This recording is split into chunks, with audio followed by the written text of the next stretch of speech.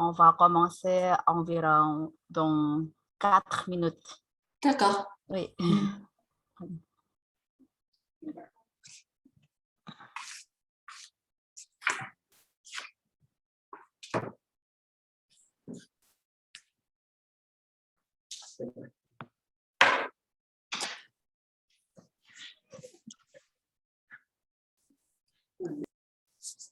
Il fait comment à Semarang, Ibu, en ce moment?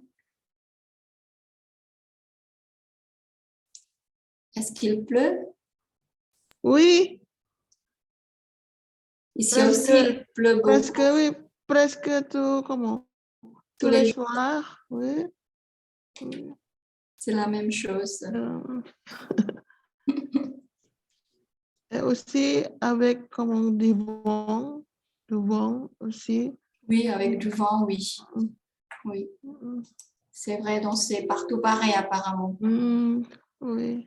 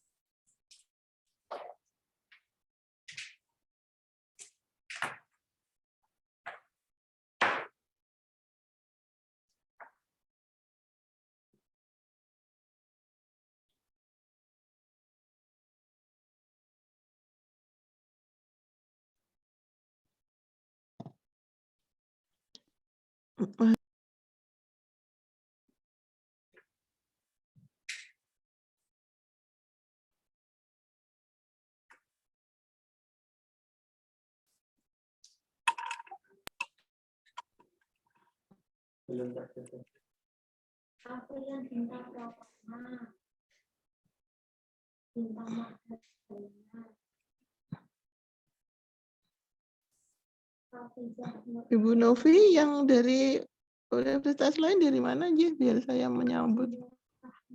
Ada yang dari Haluoleo. Oh, halo Leo, ya. Des étudiants de Universitas Haluoleo. Et puis, il y a aussi les étudiants de la section pédagogique de l'UNES.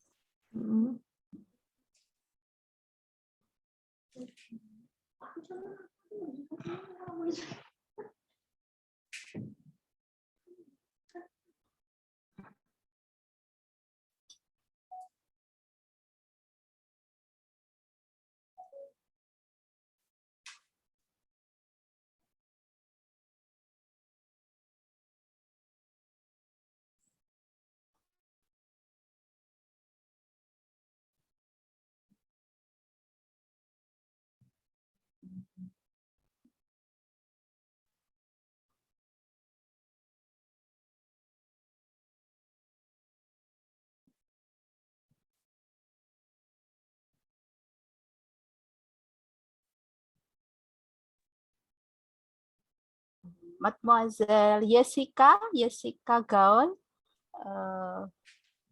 d'où venez-vous?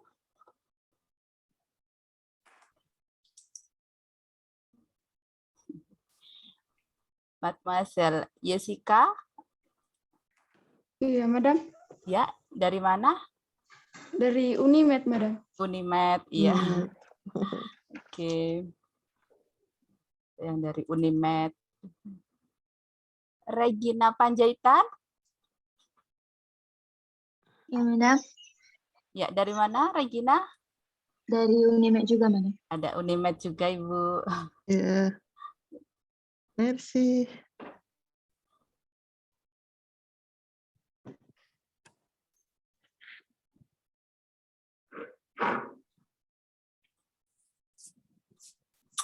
On va commencer, Bu Asta? Oui, ok. Ok, bon. Bonjour tout le monde. Bonjour madame. Bonjour. Bonjour madame Novi, Madame. Asta, madame Christine.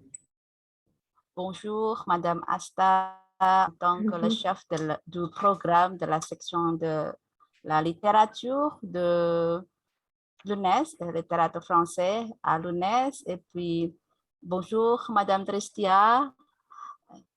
Bonjour. Donc, bon, aujourd'hui, on est ici dans la salle virtuelle pour apprendre, pour connaître comment le DELF, surtout pour DELF B1. Ya. Jadi selamat datang. Hari ini kita bertemu di ruang virtual ini untuk belajar, untuk mengenali apa itu DELF, terutama untuk DELF B1 ya, karena sebagai pembelajar bahasa Prancis rasanya kurang lengkap begitu ya kalau kita tidak memiliki sertifikat DELF. Dan hari ini kita memiliki narasumber yang luar biasa. Merci beaucoup Madame Tristia de pouvoir venir avec nous virtuellement aujourd'hui. Un vrai plaisir, Ibu.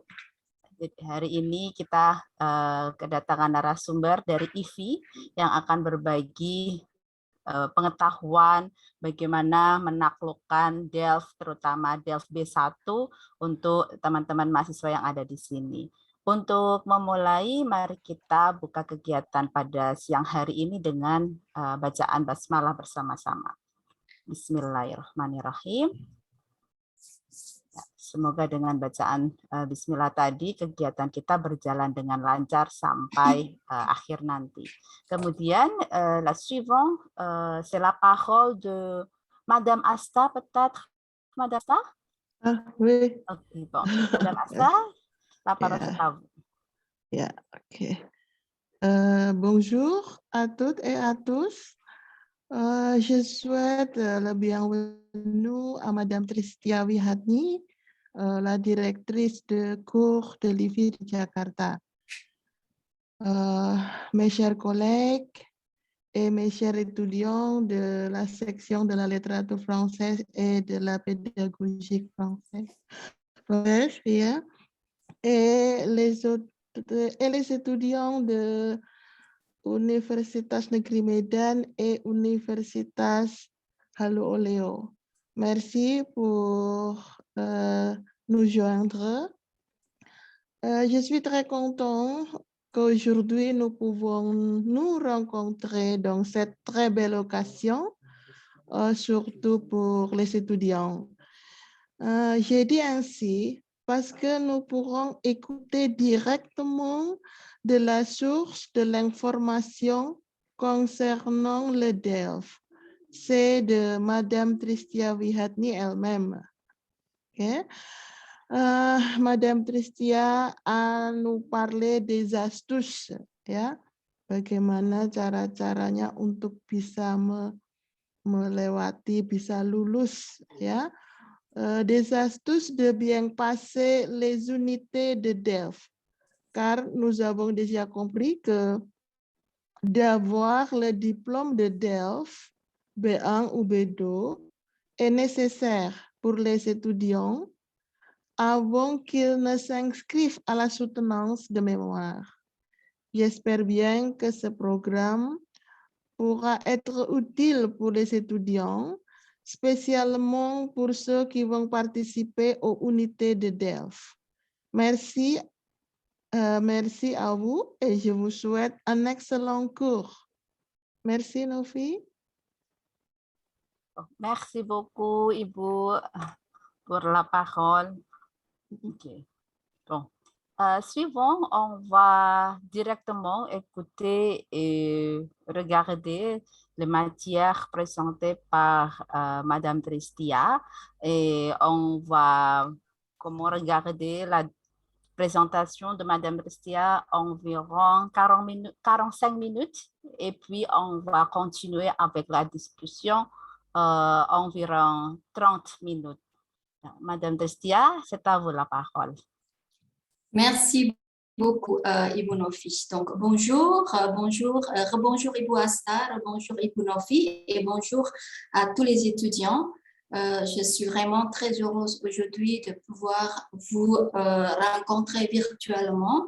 On n'est pas côte à côte, on passe par l'écran, mais j'espère que la séance va vous être utile.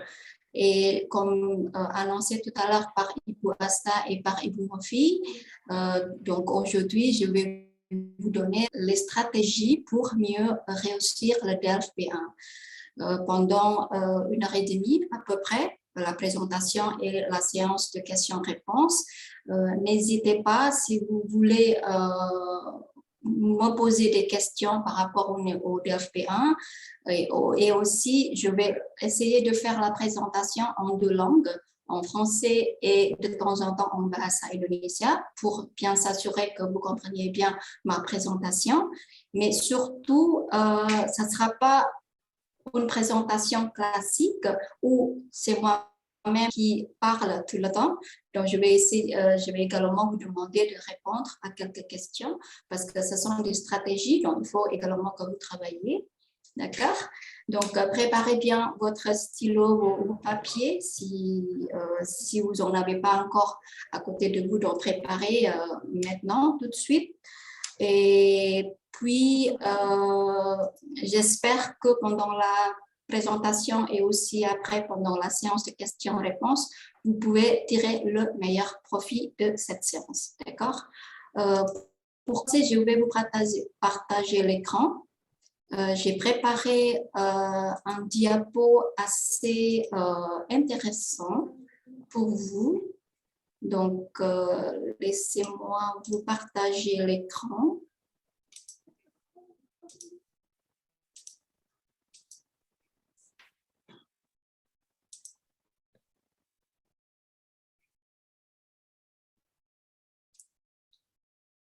Alors, comme le temps est limité, je vais focaliser la présentation sur 3 points aujourd'hui. Donc, nous allons commencer par quelles sont la nouvelle version du DLFP1. Vous ne savez peut-être pas, mais il y a une nouvelle version du DLFP1. Et puis, quel est le seuil de réussite? Et puis, nous allons voir par la suite quelles sont les stratégies pour mieux réussir le DLFP1. Pour commencer, j'aimerais vous rappeler de ça. Donc, lorsque vous aurez passé le DLFP1, vous aurez obtenu ce diplôme. C'est un diplôme officiel délivré par le ministère français de l'Éducation nationale. Donc, ce n'est pas IFI, ce n'est pas le ministère indonésien, c'est le ministère français qui vous donne ce diplôme. Il est valable à vie, donc vous n'aurez pas besoin de refaire ce diplôme une fois que vous l'aurez obtenu. Et puis, ce qui est très important, c'est qu'il est reconnu au niveau international. D'accord? Donc, lorsque vous le passez en Indonésie et vous aurez besoin à l'avenir de l'utiliser au niveau international, c'est tout à fait valable. Alors, quelles sont les évolutions du DLFP1? Jadi mulai tahun 2020 sudah diberlakukan versi DELF yang baru. Namun demikian penerapannya di setiap negara itu berbeda karena diberikan jangka waktu dari tahun 2020 sampai 2022. Jadi nanti baru mulai tahun 2023 dan seterusnya seluruh negara akan mendapatkan versi DELF yang baru. Nah, karena pokok bahasan kita hari ini adalah DELF-P1, je vais vous présenter de l'évolution du DELF-P1. Donc, l'évolution numéro 1 concerne la compréhension orale et la compréhension écrite.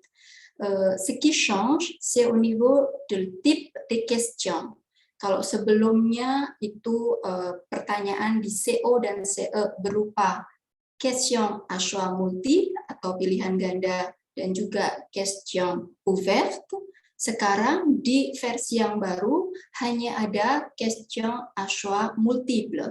Donc, vous aurez les options entre A, B et C. Donc, vous allez répondre la réponse la plus correcte. D'accord? Les questions ouvertes sont supprimées. Perubahan yang kedua, c'est par rapport à la compréhension écrite sur la durée de l'épreuve. Il est passé de 35 minutes à 45 minutes, ce qui fait qu'au total, pour les épreuves collectives, la compréhension orale, la compréhension écrite et la production écrite est passé d'1h45 à 1h55, presque 2 heures. D'accord?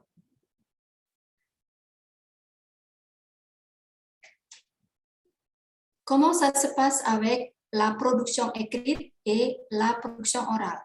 Eh bien, pour ces deux compétences, elles restent identiques. Tidak ada perubahan di versi Delft B1 yang baru. Pour la production écrite et la production orale, quelle que soit la durée, l'exercice, le type de production, ça reste identique. Tidak ada perubahan. Jadi kalau teman-teman semuanya sudah pernah melihat, sudah pernah belajar bentuknya seperti apa, itu tidak akan ada perubahan. Bentuknya sama, jumlahnya pertanyaannya juga sama ya. Untuk production orale par exemple, il y aura toujours 3 exercices et pour la production écrite, ça reste une production.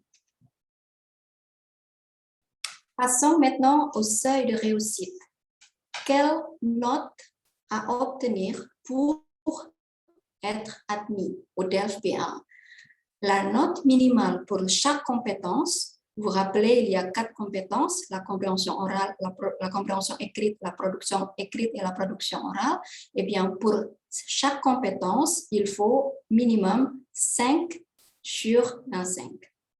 Et pour la totalité de ces 4 compétences, la moyenne, il faut obtenir 50 sur 100. D'accord? Je vais vous donner quelques cas figures. Vous allez me dire si c'est admis ou non admis. Admettons cas 1. Un étudiant qui a en compréhension orale 25 sur 25, il a la compréhension écrite 25, production écrite 25, production orale 4, elle a la note moyenne 79.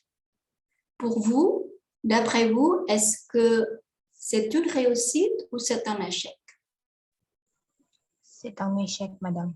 C'est un échec. Pourquoi c'est un échec?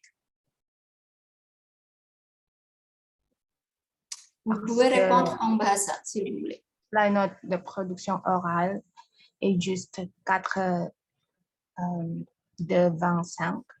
Très bien, parfait. Donc, c'est un échec. Il n'est pas admis. Très bien. Passons maintenant au cas numéro 2. Compréhension orale 12, 12, production écrite 12, production orale 12. Donc, il est très fidèle, cet étudiant. Ya. Semuanya nilainya 12. La note moyenne, 48. Est-ce que c'est une réussite ou c'est un échec?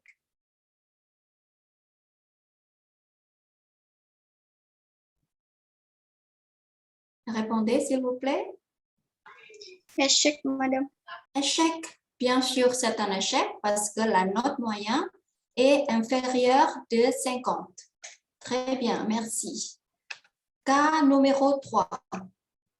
Compréhension orale 12,5, 12,5, 12,5, 12,5. Donc, et la note moyenne 50. Est-ce que cet étudiant réussit?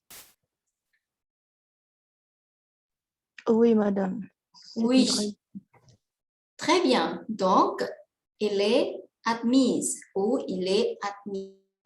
Donc, pour réussir au Delft B1, strategi yang nomor 1 adalah harus paling tidak mendapatkan nilai 12,5 pour chaque compétence. Ya, itu strategi nomor 1. 12,5 chaque compétence pour être admis. Hanya lulus aja ya, passable itu minimal 12,5 untuk setiap kompetensinya. Mari kita lihat bagaimana caranya supaya kita bisa mencapai minimal 12,5 untuk setiap kompetensinya. Malheureusement, on n'a pas beaucoup de temps aujourd'hui, donc on va seulement traiter les épreuves collectives. D'accord? On va pas toucher la production orale, mais lors de la séance questions-réponses. Si vous en avez, bien sûr, je vais aussi répondre. Ok, passons maintenant à la compréhension orale. Di versi yang baru ada perubahan mengenai durasi. Durasi, la durée de lecture, la durée de l'écoute, la durée de répondre aux questions, la durée de la deuxième écoute et la durée de compléter votre réponse. Ya, jadi ada perubahan untuk yang versi baru ini. Vous aurez 1 minute pour lecture, pour lire les questions, et après vous allez passer la première écoute.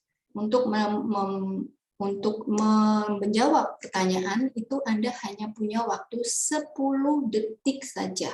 Ya, ini penting untuk tahu supaya Anda tidak kedodoran ketika mengerjakan ujian nanti. Tahu-tahu udah ikut yang kedua. Ya, notez bien, après la deuxième écoute, vous aurez également très court temps, c'est 30 secondes. Jadi hanya 30 detik, itu setengah menit saja. Anda waktunya untuk melengkapi jawaban Anda. Ya, jadi harus diperhatikan durasi di mana Anda harus nanti membaca pertanyaannya, terus untuk menjawab untuk yang pertama kalinya, dan bagaimana Anda akan melengkapi pertanyaan-pertanyaannya. Jadi très limité. Bentuk ujiannya, donc pour la compréhension orale, vous aurez 3 exercices. Le premier exercice, c'est toujours une interaction entre 2 natifs. Jadi selalu interaksi mengenai hal-hal yang sehari-hari antara 2 orang. Bisa mengenai tentang perjalanan, bisa mengenai tentang liburan, tentang makanan, bisa tentang keluarga. Semua itu bisa, mungkin semua domain yang berkaitan dengan personel atau pendidikan. Jadi ini akan berupa percakapan sehari-hari tentang 2 orang, dan nanti Anda akan mendapatkan pertanyaan-pertanyaan mengenai percakapan mereka. Exercice numéro 2 et exercice numéro 3, il va s'agir d'une émission de radio atau mengenai enregistrement. Jadi ini bukan berupa percakapan 2 orang, tetapi vous allez écouter une émission de radio. Jadi ada interview atau une annonce sur une annonce domaine professionnel, misalnya, par exemple, il y a une visite dans une entreprise, atau il y a un changement de politique dans une entreprise. Kalau mengenai domaine public, ça pourrait être sur le transport, la santé, etc. Jadi, rappelez-vous bien, exercice 1, c'est une interaction entre 2 personnes, 3 personnes sur la vie quotidienne. Et exercice 2 et 3, c'est toujours d'une émission de radio atau enregistrement. Alors, quelles sont les stratégies? Ketika Anda mendapatkan compréhension oral, strategi yang pertama harus Anda lakukan adalah membaca soalnya. Membaca soal, pourquoi? Pour anticiper l'écoute, pour orienter votre écoute. Parce que, en fait, vous n'aurez pas besoin de comprendre tout le document. Ce qu'on vous demande, c'est de pouvoir répondre aux questions. Jadi, harus memilah apa yang sebetulnya Anda harus dengarkan, sesuai dengan pertanyaan yang diberikan. Jadi, gunakan waktu untuk menjawab pertanyaan, et surtout pour anticiper les réponses. Karena sebetulnya beberapa jawaban itu sudah bisa Anda temukan di pertanyaan-pertanyaan yang lain, tanpa Anda harus mendengarkan atau sebelum Anda mendengarkan dokumen sonornya. Jadi nanti kita akan berlatih setelah ini. Kemudian yang kedua, anticiper la réponse, ya. Kira-kira apa ya jawabannya ya?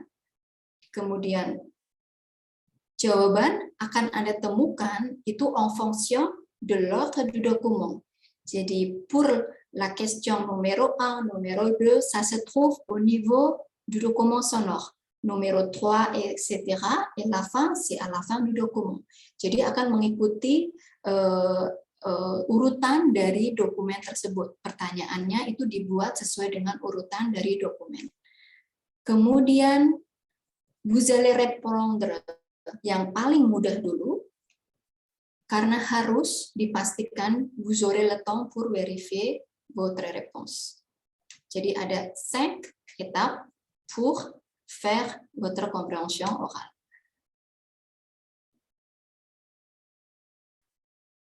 On va passer à l'exercice, d'accord? Donc, je vous invite à tous et à toutes de lire les questions, d'anticiper les réponses.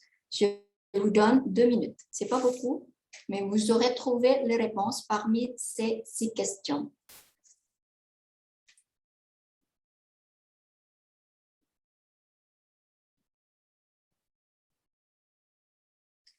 Essayez déjà de trouver la réponse. Pas tous, pas toutes, mais vous aurez trouvé quelques réponses.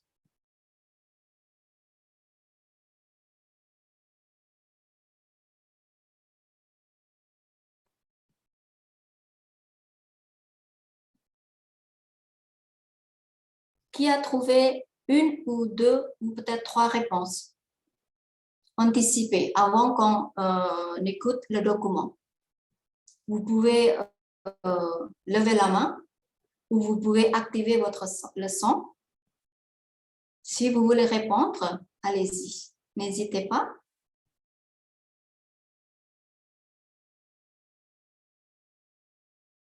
Est-ce que vous pouvez trouver 1 ou 2 réponses anticipées avant qu'on écoute le document?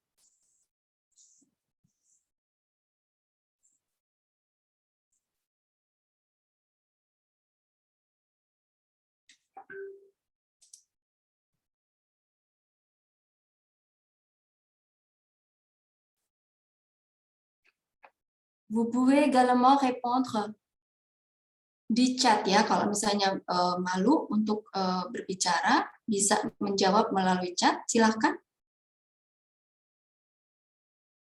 Est-ce que vous pouvez deviner quelques réponses possibles? Numéro 1 par exemple, est-ce que vous pouvez deviner quelle serait la réponse?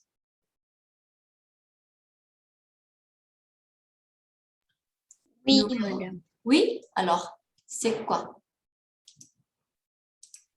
C'est l'anniversaire de Christophe. Oui, j'ai vu trop vite tout à l'heure, je vous ai donné la réponse. Ok, très bien. Qui a parlé tout à l'heure? Siapa yang menjawab barusan? C'est moi, madame. Vous vous appelez? Je ne vous ai pas vu. Je m'appelle Angie. Angie, merci beaucoup Angie. Donc Angie a deviné que la réponse serait l'anniversaire de Christophe. Très bien.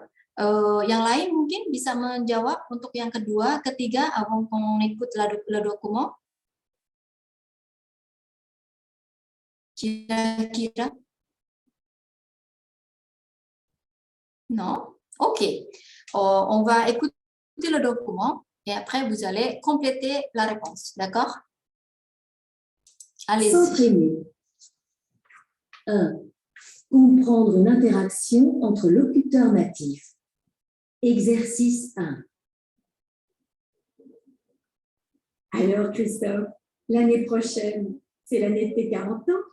Tu vas organiser une grande fête? Écoute Sophie, pour mes 30 ans, j'avais invité mes parents, mes frères et mes enfants au restaurant dans un petit village à 30 km d'ici. C'était super. Il faisait tellement beau qu'on a mangé en terrasse. Tout le monde a adoré. Et tes amis n'étaient même pas là? On était un peu déçus. Arrête Sophie. J'espère que tu te souviens de mes 35 ans, non? On a fait un très grand repas chez moi le samedi soir. Tous mes amis sont venus, et toi aussi. Il y avait 70 personnes. Tu te rappelles? On a cuisiné tous ensemble. Et on a même joué de la musique et dansé. C'est un très bon souvenir. Alors, pour tes 40 ans, on peut faire une fête avec ta famille et tes amis ensemble dans une grande salle de la ville, par exemple. Mon idée est un peu différente.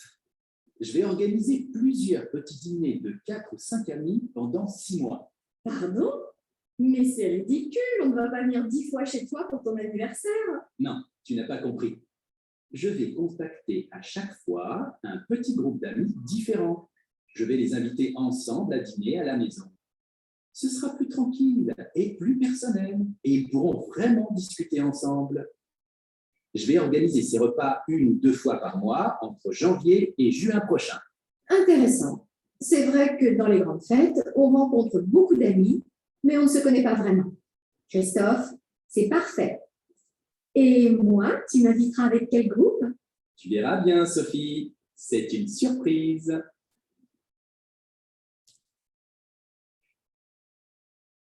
Très bien. Très bien. Jadi Anda bisa lihat di sini ya, sebelum kita mendengarkan audio, kita sudah bisa menebak jawaban yang nomor 1 berkat pertanyaan nomor 2. Grâce à la question numéro 2. Organiser Christophe pour ses 30 ans. Jadi on peut deviner qu'il s'agit d'un anniversaire de Christophe. Numéro 2, on ne sait pas la réponse, il faut donc écouter l'audio. Le numéro 3, je pense qu'on peut deviner aussi la réponse grâce au mot ami ici et ici. Christophe souhaite que ses amis. Ya, jadi bisa antisipe, ditebak-tebak jawabannya kira-kira yang di sini. Kemudian yang lain tidak bisa, memang harus mendengarkan dari audio. Tetapi paling tidak kalian sudah bisa mengoriente apa-apa yang bisa diperhatikan atau diperhatikan betul dari audio untuk bisa menemukan jawaban. Silahkan dicek sendiri jawabannya, apakah semuanya sudah menjawab dengan betul ataukah ada yang salah. Kalau masih ada yang salah, bisa diulang lagi nanti di rumah. Ya, tetapi stratéginya seperti itu. On commence par lire les questions, essayer de trouver quelques réponses, orienter nos écoutes par rapport aux questions données, et puis on va répondre yang paling mudah dulu, kemudian on va compléter après la deuxième écoute. Passons maintenant à la compréhension écrite. J'espère que je ne vais pas trop vite. Donc, la compréhension écrite untuk yang nouvelle version de Delft, il y aura donc 4 textes courts. Exercice 2, il y a un texte un peu plus court par rapport au texte yang format lama. Jadi untuk yang format baru ini, teksnya akan lebih lebih pendek. Kalau sebelumnya itu hanya ada 2 exercice 1, exercice 2, avec un texte très long. Untuk yang versi baru akan ada 3 exercice 1, 2 et 3. Exercice 2 et 3, le texte est d'environ 150 mots maximum. Jadi nggak terlalu panjang ya. Untuk yang exercice 1, on ne vous demande plus de choisir parmi les options. Jadi kalau sebelumnya exercice 1 itu Anda diminta untuk membuat pilihan dari beberapa proposition, yang sekarang Anda hanya akan diminta untuk menjawab oui ou non par rapport aux critères donnés. Untuk yang exercice 2 et 3, Anda tetap harus menjawab pertanyaan sesuai dengan teksnya. Quelles sont les stratégies? Hari ini kita hanya akan membahas strategi yang sesuai untuk exercice numéro 1. Stratéginya adalah harus lire la consigne, qu'est-ce qu'on vous demande de faire, comprendre les critères, quels sont les critères, kriterianya apa, kemudian lire le texte en intégralité. Ini juga sama dengan dokumen audio tadi, di mana information donnée c'est en fonction de l'ordre du texte. Jawaban yang pertama pasti akan ada di awal teks. Jawaban kedua di tengah, jawaban ketiga agak ke bawah, dan agak di akhir. Untuk jawaban yang terakhir pasti di akhir teks. Jadi en fonction de l'ordre du document. Toujours vérifier les réponses. D'accord? Mari kita berlatih. Et lisez bien la consigne. Sekarang kita akan melakukan la consigne. Instruksinya apa yang diberikan? Donc, vous habitez à Tours, votre meilleur ami français va bientôt avoir 30 ans. Avec votre famille, vous aimeriez lui organiser une fête surprise. Vous recherchez une salle. Kriterianya adalah en pleine campagne. La situation, quelle est la situation? Critère yang kedua adalah distance par rapport à Tours. Kriteria yang ketiga adalah la capacité d'accueil, berapa orang ruang itu bisa menampung. Kriteria keempat mengenai avec la possibilité de dormir gratuitement sur place. Donc les critères sont hébergement. Nah, ce que vous devez faire ici, la consigne, c'est de trouver une salle qui répond aux 4 critères. Donc, pour chaque critère, vous allez répondre oui ou non. Ya, ini yang baru, versi barunya.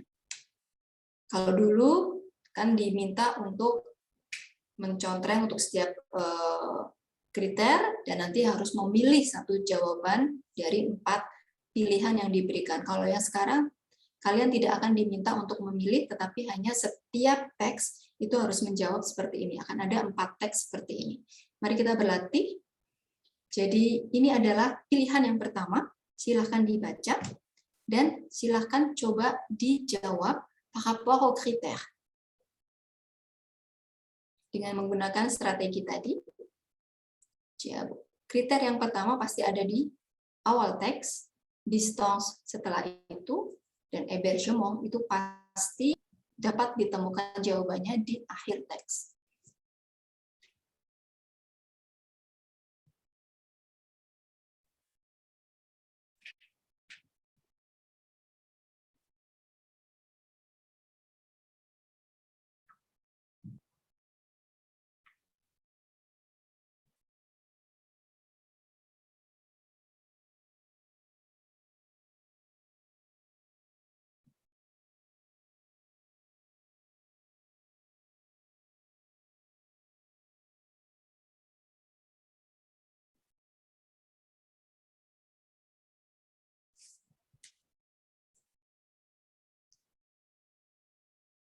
Apakah sudah ada yang bisa menemukan jawabannya?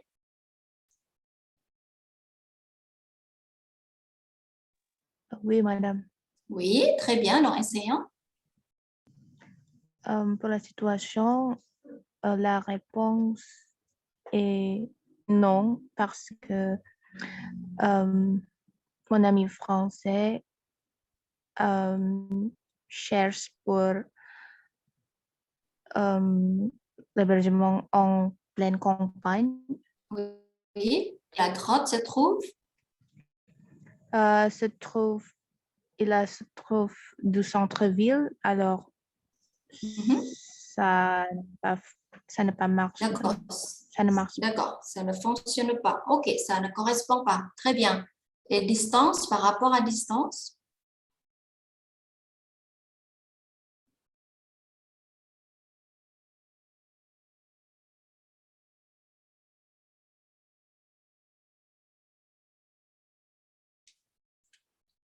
Par rapport à distance, 20 km maximum de Tours. Est-ce que ça correspond?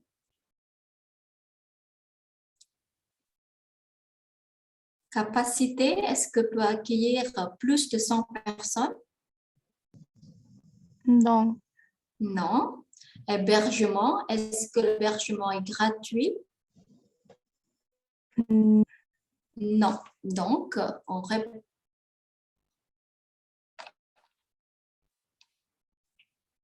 Donc, voici la réponse.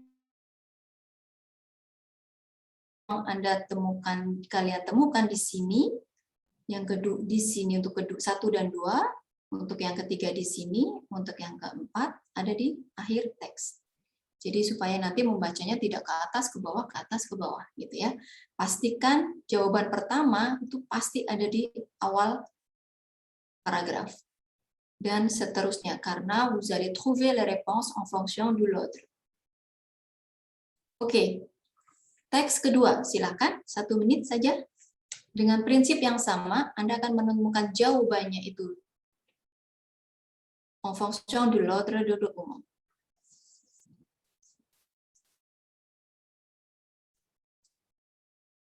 Oui ou non? Numéro 1, oui ou non? Oui. Très bien. En immense parc, donc en pleine nature. Très bien. Numéro 2, distance? Oui. Oui. Capacité? Oui, madame. Oui. Hébergement?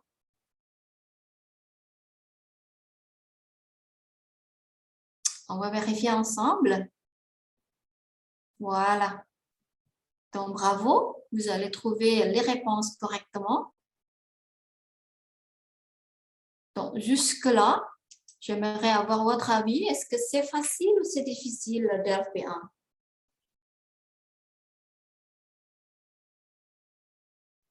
C'est facile, madame. C'est facile. C'est facile kalau tahu strateginya. Selama ini belum terlalu tahu strateginya, jadi begitu ada dokumen sonor udah deg-degan duluan, kita tidak tahu berapa waktu yang kita punya untuk membaca soal, untuk yang teks juga langsung pusing melihat teksnya banyak, padahal strateginya baca kriterianya dan langsung temukan yang diminta ya tidaknya. Facile pour l'exercice 1. Très bien. Oui, c'est vrai. On n'a pas beaucoup de temps malheureusement. Tapi untuk strateginya, untuk eksersis yang kedua itu juga sama ya. C'est en fonction de l'ordre de document. Jadi kalau Anda mencari jawaban untuk yang soal yang paling bawah, misalnya ada yang 7 soal, pasti Anda temukan di akhir paragraf. Kalau Anda mencari jawaban di soal yang pertama, pasti Anda akan dapat jawabannya itu di awal paragraf. Seperti itu. Kemudian, je vais continuer avec la production écrite. OK? La production écrite, c'est le même que la version ancienne, c'est-à-dire hanya ada satu exercice. Biasanya, itu il s'agit d'écrire un mail atau une lettre, atau écrire un petit article, ou bien écrire dans un forum. Jadi, soit l'un, soit l'autre yang diminta. Setiap sesinya, c'est différent. Ya. Session, la précédente session apa, nanti untuk Novembre juga apa, kita tidak tahu, ça change, mais il s'agit toujours de ces 3 types d'écriture. Un mail, une lettre, un petit article, atau un forum. Les stratégies, il faut vous poser des questions. La première question, c'est quel contexte? Dans quel contexte devez-vous écrire? Est-ce que c'est contexte formel, informel? Est-ce que c'est un courriel? Est-ce que c'est un forum? Est-ce que c'est un article? Anda harus tahu ini dulu, karena nanti akan mempengaruhi bentuk tulisan yang harus Anda buat. Numéro 2, quel type d'écriture? Ya, kalau yang tadi konteksnya formel, informel, kemudian tip ekriturnya apa, courriel, forum, atau artikel. Kemudian, quel sujet doit-vous produire? Est-ce qu'il s'agit d'une étude, atau de la santé, atau du transport public, atau apa ya? Quel plan? Plan apa? Orang Prancis itu sangat addicted dengan ini ya, sangat mencintai plan. Jadi sesuatu itu harus ada plannya yang jelas, mana yang sesuai dengan konsin yang nanti akan diberikan, itu jelas perubahan dari paragraf ke paragraf berikutnya. Yang terakhir adalah kita harus perhatikan grille de notation. Kita harus tahu apa sih yang akan dinilai dari produksi kita. Nah, ini adalah strateginya. Nah, strateginya karena kita akan mendapatkan nilai minimal 12,5, kalau lebih itu lebih bagus, tapi minimal 12,5, maka saya akan melanjutkan itu dengan memberitahu mengenai grille d'évaluation. Ya, comment votre production sera notée, sera évaluée. Pour obtenir 12,5, c'est très facile en effet. Kenapa? Karena ada 3 bagian penilaian untuk production écrite. Bagian yang pertama, Anda bisa mendapatkan 13 poin. Yang pertama adalah respect de la consigne. Kalau Anda bisa membuat tulisan sesuai dengan yang diminta, sujet proposé, est-ce que c'est un courriel, est-ce que c'est un article, est-ce que c'est un forum, kalau Anda sudah sesuai dengan itu, Anda akan mendapatkan nilai 1 di sini. Respect consigne nomor 2, longueur. La production doit contenir de 160 mots, ya, minimal 160 kata. Kalau Anda sudah ada 160 kata, Anda akan mendapatkan nilai maksimal. Untuk yang pertama, Anda sudah bisa mengantongi 2. Capacité à présenter des faits. Kalau Anda sudah produksi Anda sesuai dengan apa yang diminta di consigne, lagi-lagi Anda akan bisa mendapatkan not maksimal juga di sini. 4 ya. Yang ketiga, capacité à exprimer sa pensée. Nanti setelah ada contoh, saya akan perjelas lagi ya. Peut présenter ses idées, ses sentiments. Kalau di produksi Anda sudah menulis, je suis très heureuse avec le projet, je vous conseille, c'est vraiment formidable de pouvoir participer à ce projet, etc. Itu sudah masuk kategori di sini. Kalau kita sudah bisa temukan itu 1, 2, atau 3 di produksi Anda bisa mendapatkan nilai maksimal juga 4. Cohérence et cohésion kalau misalnya sudah ada plongnya yang jelas. Nah, untuk lebih jelasnya lagi, kita lihat contoh berikut. Ini adalah contoh pertanyaan produksi yang biasa keluar. Ya, tidak selalu keluar, tapi biasanya seperti ini. Vous étudiez en France, écrivez un mail à un ami pour parler de votre expérience. Il aimerait venir étudier en France, lui aussi, mais il hésite. Parler des avantages et des inconvénients d'étudier en France. Mot-nya 160. Alors, ici, qu'est-ce que vous devez faire? Vous devez faire un mail à un ami, d'accord? Type produksinya adalah un mail, konteksnya adalah ami, jadi informel, jadi Anda harus menggunakan tu, hanya vous, oke? Kemudian yang diminta dalam produksi Anda adalah parler, ada 3 hal, parler de votre expérience, parler des avantages, et parler des inconvénients. Nah, di sini Anda sudah diberikan plus bonus, yaitu Anda sudah tidak perlu memikirkan mengenai plongnya, karena di sini sudah ada plongnya. Vous allez commencer par parler de votre expérience, vous allez enchaîner avec parler des avantages et des inconvénients. Sudah jadi plong. Karena plong itu ada beberapa ya, plong avantage, désavantage, ada plong pour, contre, etc.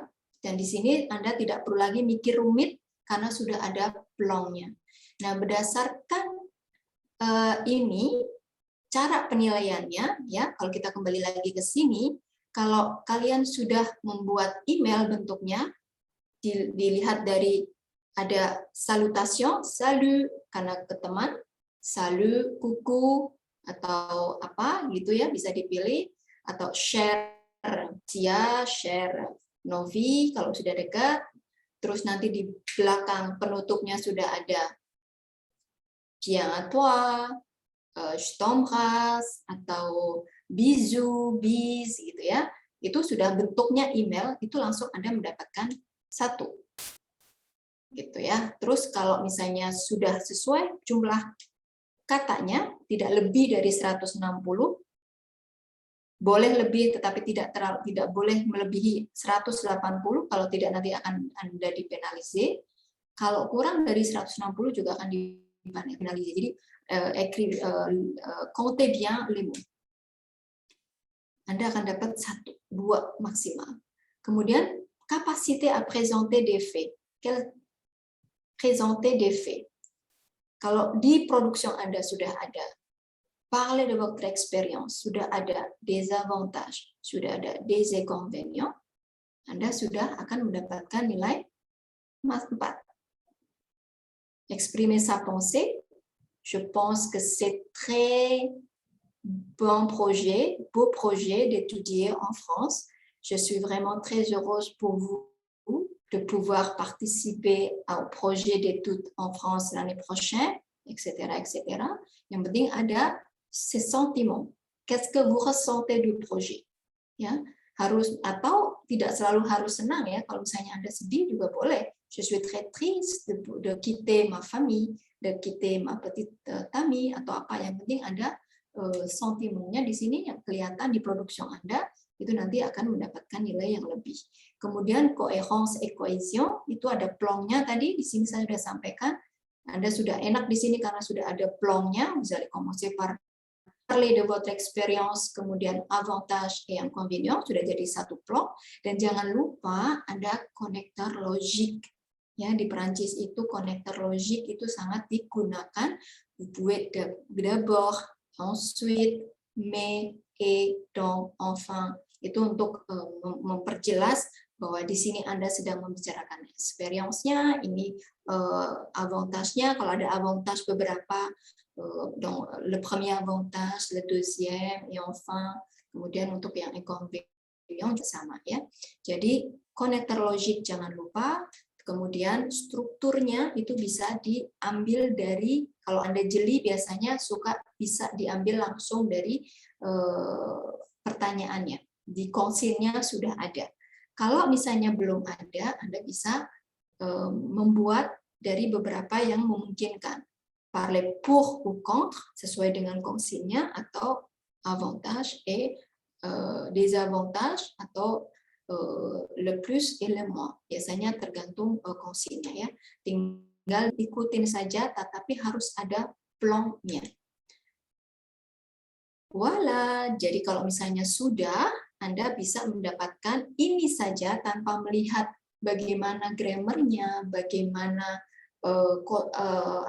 leksiknya, itu Anda sudah mengantongi 13 poin sendiri di penilaian yang pertama. Itu strategi yang paling gampang di production écrite. Pastikan konsinya itu dipenuhi, pastikan Anda ada je suis heureux, je suis ravi, c'est super, vous êtes adorable, atau apa gitu ya. Yang penting ada sentimennya, ada dire ce qu'on pense du projet, de l'effet, etc.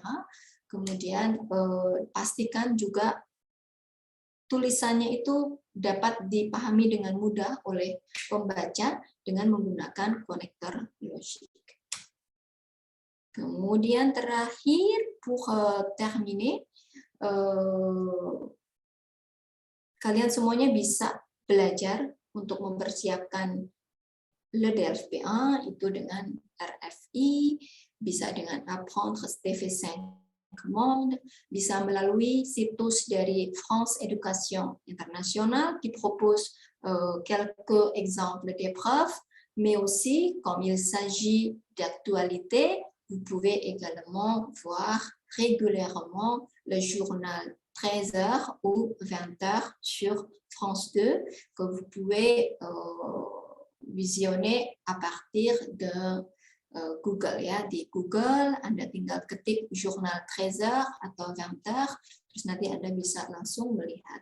Jadi jangan lupa level B1 itu mengenai aktualitas, apa yang terjadi saat ini di Perancis. Jadi dengan mengikuti berita secara rutin, Anda akan terbiasa untuk mengikuti apa-apa yang sedang terjadi, yang jadi perbincangan hangat di Perancis, dan itulah yang akan biasanya keluar sebagai topik-topik baik untuk yang produksi oral maupun produksi écrite. Tapi kalau produksi écrite tidak terlalu berbeda sekali ya, dari tahun ke tahun itu biasanya selalu mirip itunya sujetnya, tidak terlalu jauh berbeda. Tetapi kalau untuk yang produksi oral itu biasanya agak mengikuti tren yang sedang terjadi di sana dengan melihat aktualite, berita, itu Anda akan sudah terbiasa mendengar kosakatanya, tematiknya, dan nanti akan bisa lebih lancar ketika berbicara di depan juri.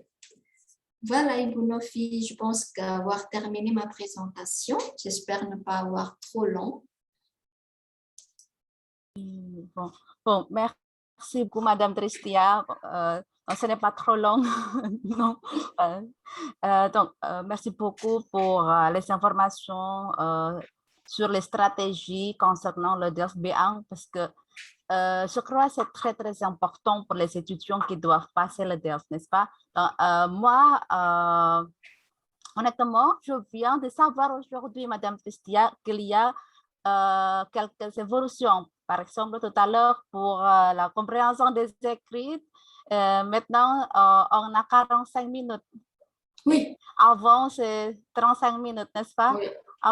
D'accord, parce que moi, par hasard, à la session de la littérature, on a les cours de la préparation de DELF et parfois, j'ai enseigné cette classe et je sais que la durée pour la compréhension des écrits, c'est 35. Et aujourd'hui, voilà, c'est une nouvelle connaissance pour moi, surtout. Donc, bon, peut-être il y a des questions par vous, les participants. Ah, voilà. Mbak Irma, bonjour.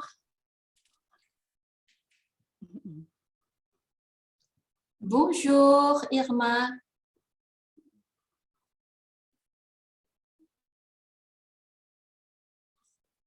Il reste mute, Mbak Irma. Pardon. Excusez-moi. Bonjour Novi, bonjour Batia, vous allez bien? Oui, ça va Irma. Comment vas-tu? Ça fait un bail. Oui, ça fait un bail, c'est vrai. Depuis 2019, je crois. Concernant B1, je crois que c'est à partir de cette année qu'on a commencé en Indonésie, en tout cas, la nouvelle version, c'est ça, hein? C'est à partir de novembre, je crois. Parce qu'en juin, non, c'était en ancienne version. Ah, c'est vrai? D'accord, pour le B1. Oui, pour le B2 aussi. Est-ce que tu sais si, excusez-moi, c'est un peu dérapé de B1, si le B2 en Indonésie va commencer à avoir aussi la nouvelle version ou pas? Pas cette année. Pas cette année, mais à partir de l'année prochaine? Peut-être. Karena kan memang waktunya tuh dari tahun 2020 sampai 2022 ya. Jadi on ne sait pas à quel moment on aura la nouvelle version pour le niveau B, le niveau A1, A2 et B2, on ne sait pas encore. Mais en tout cas, à partir de novembre, on aura la nouvelle version pour le niveau B1.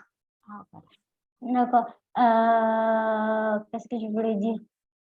Je pensais qu'avec le QCM, il y aurait peut-être une opportunité pour les étudiants à avoir une meilleure note, notamment à la compréhension orale, par exemple. Mais les étudiants qui sont ici, méfiez-vous, ce n'est pas le cas, même si c'est une question à choix multiple.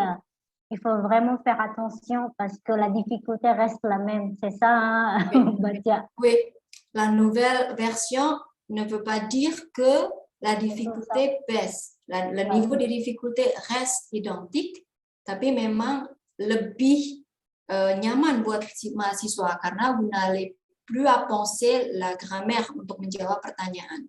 Karena question ouverte, la plupart du temps, on pense également, est-ce que c'est correct si je dis ça, si j'écris ça, est-ce que c'est masculin, c'est féminin, c'est article défini, indéfini, etc. D'accord? Donc, oui, mais le niveau d'exigence reste le même. D'accord. Merci beaucoup. C'est tout de ma part. Merci. J'espère te revoir vite, Irma. J'espère aussi. Merci beaucoup, Mbak Novi, Mbak Tia. Oui, avec plaisir, Mbak Irma. Yeah. Et bon, peut-être les étudiants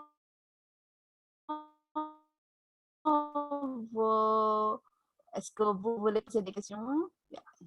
Ya bisa ditangkap ya tadi ya bahwa mulai dari November ya Mbak ya, kemungkinan November. Oui. Iya, November Bu Tristia sudah mengatakan bahwa kemungkinan untuk Delft Beang akan ada evolusi yang ada sedikit perbedaan di tahun-tahun sebelumnya gitu ya. Jadi ini bisa menjadi pijakan bagi mahasiswa yang akan mengikuti Delft Beang gitu ya. Biasanya kalau compréhension orale, il faut penser aussi à écrire, à rédiger des phrases pour répondre aux questions gitu ya. Biasanya harus mikir dulu kalimatnya bagaimana untuk menjawab pertanyaan. Sekarang dimudahkan untuk memilih ya, untuk menjawab pertanyaan dari pilihan ganda. Kemudian tadi untuk waktu di comprehension écrite juga lebih panjang, biasanya 35 menit ya. Di versi yang baru kalian akan mendapatkan waktu 45 menit gitu. Tapi dengan niveau de difficulté reste identique, Madame Tristia. Ya, jadi untuk tingkat kesulitannya masih tetap sama, tidak akan berubah. Begitu ya. Oke, jadi bagi teman-teman mahasiswa, n'est pas peur de passer le Delft parce que c'est obligatoire, à mon avis, d'avoir le diplôme du Delft en tant que le diplômé du département de français, soit de la section de la littérature, soit de la section de pédagogique. Donc, il faut avoir le Delft. Oke. C'est vrai. Alors, jadi seperti tadi saya sampaikan untuk yang comprehension écrite, nanti kalian tidak hanya akan ada satu teks panjang di eksersis yang kedua, tetapi akan ada 3 eksersis ya.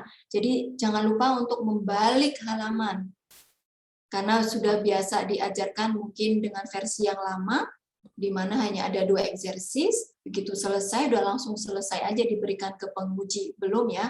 Jangan lupa untuk membuka halaman terakhir, karena masih ada eksersis yang ketiga, teksnya kurang lebih sama panjang dengan eksersis yang kedua, jadi 300 sampai 350 kata, dan akan ada pertanyaan lagi di situ ya. Jadi jangan sampai lupa, karena kalian akan kehilangan kurang lebih 9 poin. Sayang sekali ya kalau misalnya sampai lupa kalau ada eksersis yang ketiga. Baik. Jadi 9 poin untuk eksersis yang ketiga ya, Madame Tristia. Ya. Kalau si je ne me trompe pas, c'est ça. Attendez. Untuk yang eksersis pertama itu ada 4 teks pendek, masing-masing ada 4 pertanyaan, jadi 4 kali berapa itu? 4 kali 4 jadi 16, totalnya ada 30 pertanyaan. Voilà. Okay, bon, c'est les informations importantes pour nous, pour le professeur comme moi aussi, parce que j'ai enseigné parfois la classe de la préparation du Delft, et puis les étudiants aussi qui peut-être qui vont passer le Delft B1 dans la session de novembre ou la session de l'année prochaine. On aura également la session de décembre, oui. Oui? À Jakarta, oui. Bon, d'accord. Nah, itu ya, jadi menarik sekali. Kalau zaman saya 2008 sampai 2012 setahun sekali. Sekarang sangat dibutuhkan, dan satu tahun ada beberapa kali sesi Delft, sehingga mahasiswa bisa mempersiapkan dari bulan sekarang untuk ikut Desember gitu ya. Jadi tidak perlu menunggu 1 tahun sekali ya. Jadi teman-teman mahasiswa sekarang sangat dimudahkan, sangat difasilitasi. Yuk, silakan teman-teman yang ingin memberikan pertanyaan atau masih bertanya-tanya, silakan. Mungkin Gania, Taufazi. Ada siapa ini? Ada Fadia.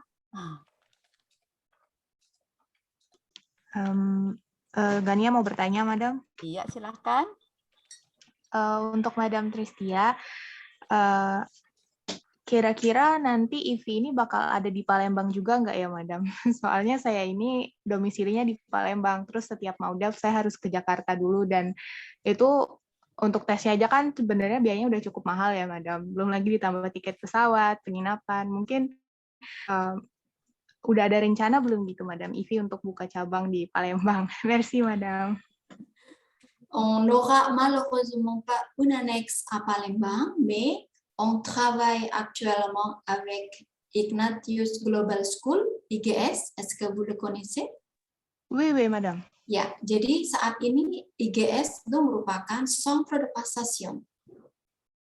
Jadi sebetulnya kamu bisa ikut ujian di IGS. Dan pour votre information, en novembre, on va aller à Palembang pour faire passer l'épreuve du DELF A1, A2 et B1.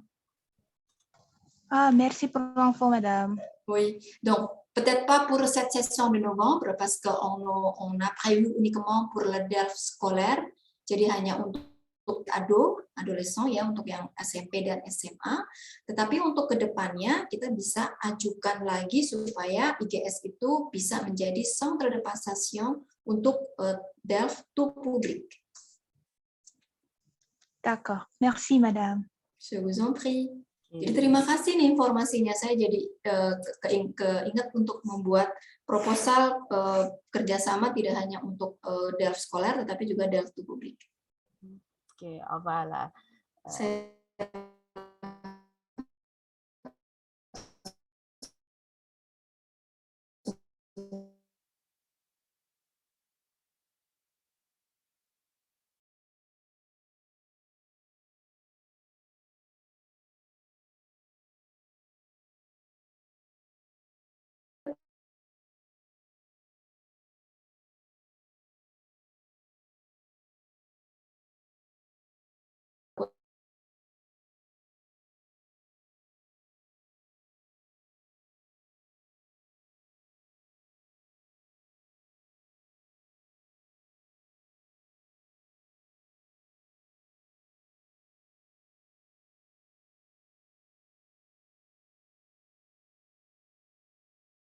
Jadi nanti on verra si ça pourrait être mis en place l'année prochaine.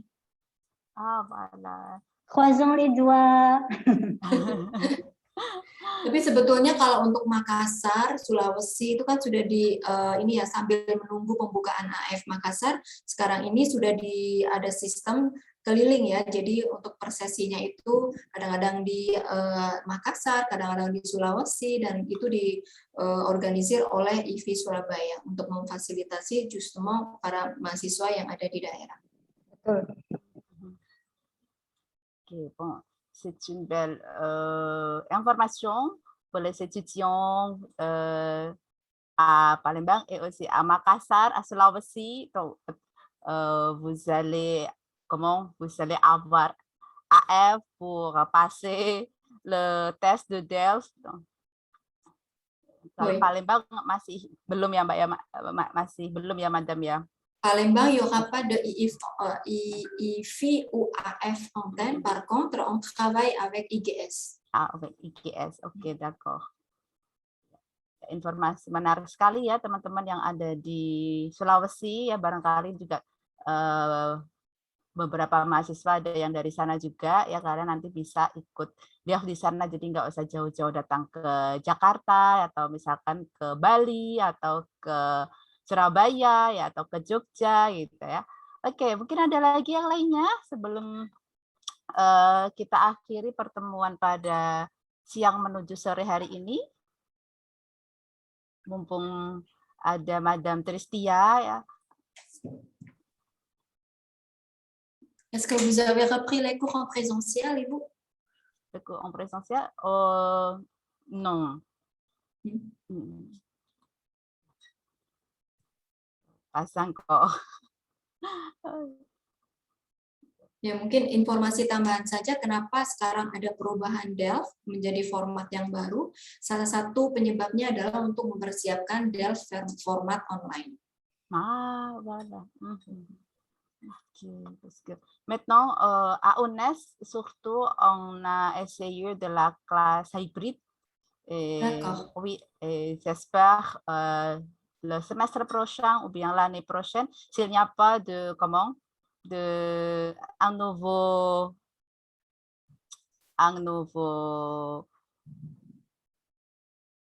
comment dit-on? Ini ada kasus yang baru, un nouveau cas. On peut peut-être commencer la classe directement, la classe directement à UNES peut-être, mais on ne sait pas encore. D'accord. Ya.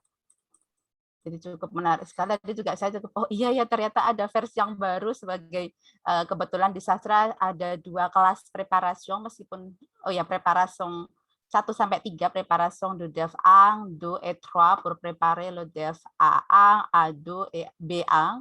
Et aujourd'hui j'ai une nouvelle information peut-être Pour le niveau A1 et A2 également, la question ouverte est supprimée. Les questions ouvertes sont supprimées. Donc, pour la partie de la compréhension orale, la compréhension orale, la compréhension écrite, toutes les questions ouvertes sont supprimées. Ah bon, voilà. Bon, merci beaucoup, Madame Tristia, pour les informations. J'ai besoin de cette information pour enseigner dans la classe, surtout dans la classe de la préparation de DEF. Bon, merci beaucoup. Et pour la compréhension écrite du B1 et B2, exercice 2 et 3, il y aura plus de justification. Ah bon, voilà. Puis parfois, on a justification, vrai ou faux, et puis donner des justifications comme ça, n'est-ce pas? Oui. Oui, ok. Donc, c'est supprimé. Ah bon, c'est une belle information pour les étudiants. Peut-être c'est plus facile pour vous pour passer le DEF soit B1. Peut-être pour les nouveaux étudiants, pour le premier semestre, pour le 3e semestre, vous pouvez peut-être essayer le DEF A2. Donc, c'est plus facile pour vous parce qu'il n'y a pas de questions ouvertes. Ok, Madame Asta, vous êtes là? Oui. Ah bon, oke, bon. Oh sebentar, ini ada pertanyaan dari Fazi. Fazi, kenapa kamu nggak ngomong langsung, Fazi? Bonjour Madame Tristia, saya Fazi dari UNES, izin bertanya mengenai DEF. Apakah dengan adanya evolusi bentuk tes DEF ini, dan tadi dikatakan oleh Madam juga untuk mempersiapkan DEF versi online, apakah masa berlaku untuk sertifikat DEF juga akan berubah suatu saat juga? Alors, ce n'est pas un certificat, Fazi. Merci pour la question.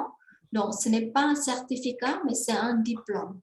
Jadi, statusnya sama dengan diploma, dengan ijazah Fazi yang lain, ya, sekolah formal yang lain. SMP, SMA nanti setelah selesai dari UNES, Fazi juga dan teman-teman yang lain akan mendapatkan ijazah. Jadi yang akan didapatkan dengan mengikuti ujian DEF itu bukan sertifikat tetapi diplom, jadi ijazah, dan itu akan tetap berlaku seumur hidup, tidak perlu diulang lagi. Jadi meskipun nanti akan ada versi online yang tersedia, tapi itu entah kapan ya nanti ya. Ini untuk perubahan evolusinya aja harus bertahun-tahun ini sampai di Jakarta dari tahun 2020 baru sampai di Indonesia di sesi November. Dan itu akan masih berlangsung sampai 2022. Jadi no. Ça ne change pas au niveau de la validité du diplôme. Ça reste toujours à vie. Oke ya, jadi masih sama ya Fazi. Jadi perlu diketahui ya teman-teman mahasiswa bahwa DEF itu bukan sertifikat gitu ya. Jadi tidak seperti mungkin tes bahasa-bahasa yang lainnya, tetapi ini adalah ijazah. Makanya saya sebagai pengajar pun juga nggak tahu kalau ternyata nanti ada perubahan-perubahan karena saya nggak ikut lagi gitu ya. Jadi saya sudah ikut A1 sampai C1 nggak ikut lagi, nggak bisa ikut lagi A1, A2. Jadi nanti teman-teman yang akan ikut dengan versi-versi yang baru begitu, sehingga hari ini luar biasa sekali kita kedatangan Madam Tristia sehingga kita bisa mendapatkan informasi ini. Kalau enggak, saya pun sebagai pengajar juga nggak tahu nih ternyata ada evolusi, ada perubahan gitu ya. Oh, tidak bisa on mic karena tidak stabil. Oke, Fazi, merci pour la question. Ya, jadi ini informasi yang luar biasa untuk kita hari ini. Saya juga sangat mendapatkan ini informasi yang bagus, terutama nanti untuk bekal mengajar saya juga di kelas itu ya. Si vous voulez, je suis en train d'obtenir quelques spécimens de manuel pour la préparation avec les nouvelles épreuves. Ah oui. Donc, si jamais c'est accordé par les éditeurs, je peux vous envoyer une copie. Ah bon, merci beaucoup, mais Madame. Pour le moment, il est juste disponible pour le niveau A2 et B1. Ah bon, voilà. Merci beaucoup, Madame Tristia. Madame Tristia, merci beaucoup. Oui. C'est aussi nouveau pour nous, hein. Pour IFI Jakarta, c'est aussi nouveau. Oke. Oke, ada yang lain lagi? Oke, sepertinya tidak ada ya. Peut-être Madame Asta? Oke, merci. Merci. Je vous remercie, Ibu Tia. Ya, Ibu Tia ini sekedar info adalah alumni IKIP Semarang, ya, yang UNES dulu, ya. Sekarang sudah melanglang buana ke Jakarta dan kemana-mana. Merci. Je vous remercie, Ibu Tia, pour toutes les infos que vous nous avez données. J'espère que ce programme se continue pour que les étudiants aient du courage de poursuivre le DELF. Ya. Pak Suluh, peut-être, vous voulez dire quelque chose? Pak Suluh. Oui, merci pour l'occasion. Oui, vraiment, je suis très content de rencontrer, de voir pour la deuxième fois Bu Tristia Wihatmi. Ça fait, c'était en février 2020, non? Je pense Oui. qu'on s'est vu à l'UNES. C'était juste avant la pandémie. Voilà, c'est un mois avant la pandémie. Oui, c'est vrai. Oui, je suis très très content que maintenant vous êtes là pour nous, pour expliquer aux étudiants comment ça se passe le nouveau DELF. Parce que vraiment, franchement dit que pour les étudiants, c'est vous voyez que dépasser l'unité de DELF, c'est quelque chose de difficile, je sais pas, ça fait peur. Souvent, ça fait peur. Aux élèves, surtout aux étudiants, hein, ils ont peur de « Oh là là, dans quelques années, je devrais passer au DELF ». Et vous êtes là, peut-être, c'est pour encourager les élèves, c'est tout. Je pense que c'est un grand merci pour votre présence. Hein. Comme ça pourrait encourager nos élèves de passer le DELF. Memang takut, biasanya kan takut sebelum ikut DELF itu dari semester 1 sudah comment dire kayak aduh ini nanti mau DELF nih gitu.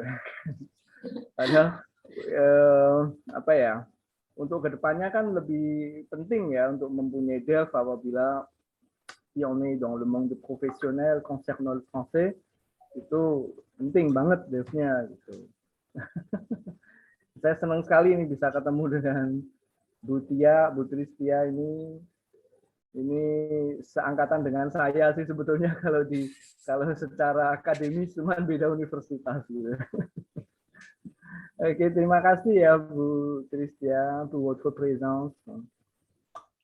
Un grand plaisir également. Le plaisir est partagé, Ibu Asta et aussi Pak Suluh et Mbak Novi. C'est aussi un réel plaisir pour moi de pouvoir partager cette séance avec vous et j'espère que les étudiants puissent retirer le meilleur profit de cette séance. Merci, ya.